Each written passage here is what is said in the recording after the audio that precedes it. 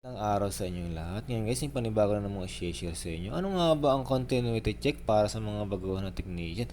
Ang kailangan natin, multi-tester times 1. Then, i-ano natin si test probe. Continuity sa dulo to dulo. Ayan guys, pumalo. Tapos yung isa, pumalo din. Tingnan natin kung may shorted si outlet.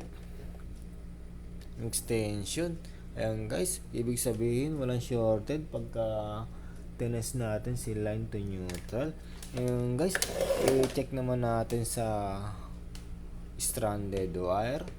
Kuha natin ng continuity kung may putol ba o wala. Ayan guys, nakuha ko na agad yung continuity. Ngayon guys, yung kabila. Ayan guys, nakuha ko na ulit yung continuity. Ibig sabihin, may walang putol. Ngayon guys, gamit na gamit tong continuity check na to sa mga electrical. Lalo na yung mga naghahanap ng wire na nawawala, naliligaw o putol. Pwede natin gamitin si continuity check. Kailangan natin tong tester. Ayun guys, ito lang naman yung ma-share ko sa inyo. Pa-like and share na lang para makatulong sa iba. Salamat po.